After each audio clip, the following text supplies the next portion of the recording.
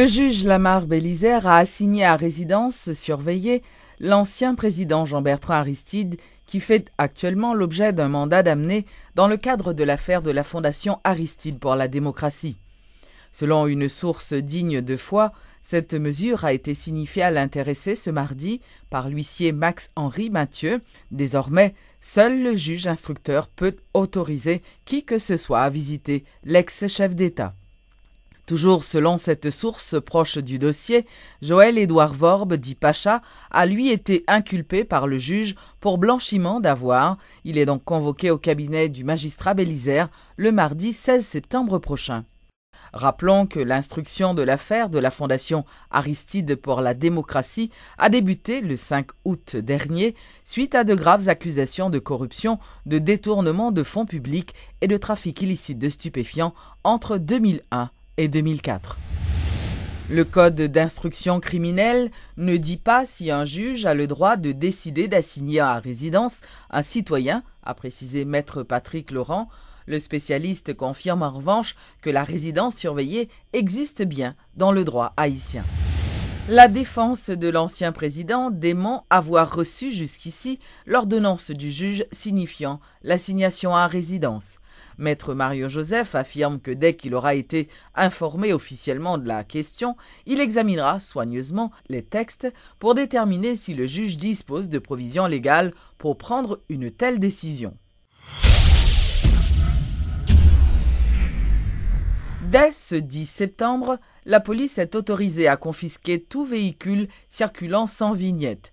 C'est ce qu'a annoncé le directeur général adjoint de la Direction générale des impôts, Morlan Miradin, dans le cadre d'une conférence de presse donnée par le comité interministériel de lutte contre la contrebande, la corruption et l'évasion fiscale.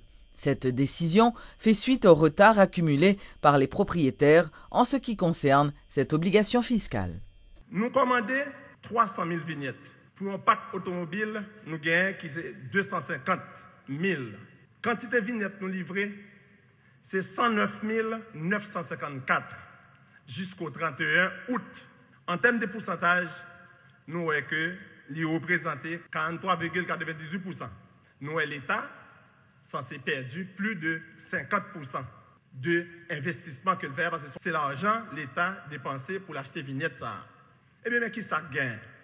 L'État a retiré 1 an pour vous, il demande de payer 2 ans. Parce que nous sommes en retard. Quand il y a un exercice fiscal qui va commencer à partir d'octobre, il y a un monde qui continue pas à retirer vignette, ou à camper machine dans quelconque, ou pas retirer vignette là, et bien on a besoin de machine pour rouler quand même. À partir du 1er octobre, on ne pourra pas bénéficier de ça encore. 1 an, ça a été retiré pour vous.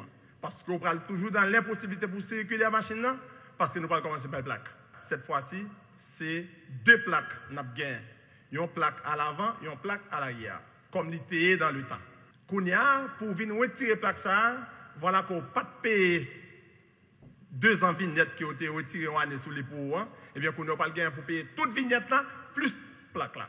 Je demande nous encore une fois, pour question des vignettes là, la police recevra instruction pour prendre responsabilité là, pour tout le monde qui va venir retirer vignette ça. Parce que vignette est disponible, de ne pas retirer vignette ou pas sortir dans la rue. Automatiquement sortir dans la rue avec machine ou sans vignette, la police lui-même les gagne pour arrêter machine. Ce n'est pas DGI le ça et en face c'est la loi qui est en face. Signature ce mercredi d'un accord entre la Finlande et Haïti dans le domaine de l'éducation.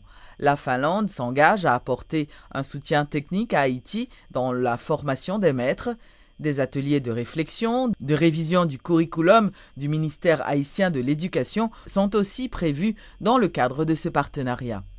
La ministre de l'Éducation de Finlande a donné la garantie de contribuer à la réforme du système éducatif haïtien, alors que son homologue Nesmi Maniga réclame la collaboration de tous les secteurs afin de mener à bien cette réforme entamée. Pour l'aider dans sa lutte pour améliorer la qualité de l'éducation en Haïti, le ministre Nesmi Maniga est décidé à frapper à toutes les portes. Cette fois, le professeur se tourne vers le champion européen dans ce domaine, la Finlande. Ce protocole d'accord paraphé ce mercredi entre les ministres de l'éducation des deux pays permettra à la Finlande de soutenir Haïti dans son combat. Voyage de formation pour les professeurs, ateliers de travail et réflexions sur la réforme curriculaire sont quelques-unes des activités prévues. Le ministre haïtien de l'Éducation se veut toutefois prudent. La Finlande ne va pas imposer son système éducatif à Haïti, souligne Nesmi Maniga. Nous ne pouvons pas copier ça au faire parce que nous n'avons pas la même qualité de terrain avec eux, nous n'avons pas la même qualité de joueur avec eux. Mais nous sommes capables d'inspirer de ça au faire pour ça capable de marcher plus bien. Depuis plusieurs années, ce pays de plus de 5 millions d'habitants est considéré comme le champion de l'éducation dans le monde. Résultat d'une réforme du système qui a consacré 9 ans à l'école fondamentale. La ministre finlandaise de l'Éducation, Krista Kiuru, qui croit qu'un miracle sur le long terme est possible en Haïti, estime que l'éducation est la seule porte de sortie. Grand pile monde qui croit que pour société agrandir, pour économie qu'on push, il est obligé de mettre en pile pression sur question économique.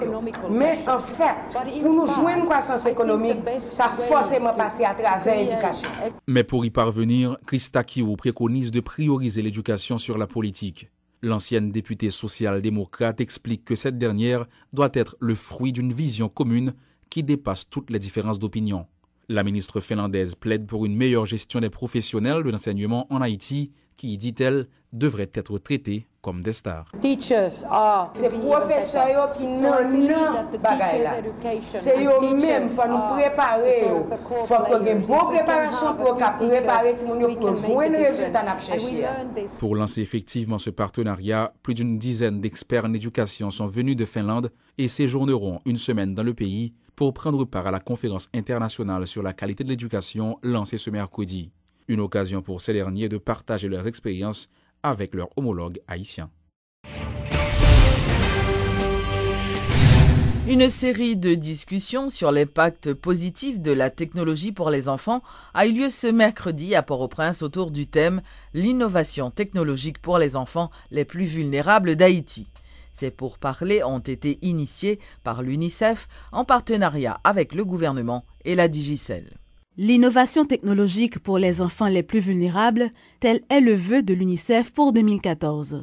En effet, lors d'une série de discussions organisées ce mercredi, la question était sur le tapis. Il était question pour l'agence onusienne, le gouvernement haïtien, la Digicel et d'autres partenaires de voir dans quelle mesure la technologie pourrait être mise au service des droits des enfants, notamment de ceux qui vivent dans les zones les plus reculées du pays. Edouard Begbeder est le représentant de l'UNICEF en Haïti. Aujourd'hui, on a un réseau de communication qui va dans tout le pays. On a aussi des tablettes qui sont produites en Haïti et aussi on a des softwares qui permettent de condenser l'information et de la passer. C'est-à-dire qu'on a la capacité aujourd'hui de récolter l'information au niveau des bénéficiaires, au niveau des gens et de l'amener directement au niveau des organisations, au niveau du gouvernement pour prendre des décisions informées en temps et en heure. Sur ce point, la compagnie de téléphonie mobile Digicel est déjà prête à apporter sa contribution. Des mécanismes sont déjà mis en place afin que la technologie permette de promouvoir d'autres types de services, explique son PDG Martin Booth. On investit beaucoup maintenant dans les réseaux data qui va permettre à des services à haut débit de commencer à être disponible aussi également à travers le pays et qui peut permettre à ce moment-là, par exemple, de faire de la téléconférence entre des hôpitaux et des centres de santé rurales, qui permet au ministère de l'Éducation, par exemple, de faire de la formation de professeurs à distance. Donc plutôt que de faire déplacer tous les professeurs vers la capitale, nous mettons en place des systèmes qu'eux, ils peuvent suivre la formation à distance avec un professeur qui peut se trouver à Port-au-Prince ou même aux États-Unis ou même en France. La technologie est un outil qui favorise le développement dans les domaines sanitaires, éducatifs, économiques, entre autres. Ce que reconnaît la ministre déléguée auprès du Premier ministre, chargée des droits de l'homme et de la lutte contre l'extrême pauvreté. Ainsi, il ne saurait y avoir de développement sans un changement de mentalité, réaffirme Rosanne Auguste. Le développement est avant tout une question de mentalité, une question d'attitude. Heureusement, il est possible de changer une mentalité inadéquate. Et c'est sur ça que l'administration Mantelli et le gouvernement Lamotte travaillent. Là aussi, les nouvelles technologies peuvent beaucoup aider. Aussi inviterai-je, au nom de l'administration Mantelli et du gouvernement Lamotte, on tienne compte de ces aspects de la problématique du développement à l'aide de nouvelles technologies. Ce n'est qu'à cette condition, elles pourront réaliser leur véritable potentiel de levier pour le développement d'Haïti et le bonheur de tous les Haïtiens et de toutes les Haïtiennes. Rappelons que l'UNICEF a décrété 2014 comme l'année de l'innovation pour l'équité afin d'attirer l'attention et d'encourager des solutions innovatrices pour le bien-être des enfants. Il s'agit d'un projet pilote qui sera expérimenté dans 2 départements du pays, notamment le Plateau central et le Sud-Est.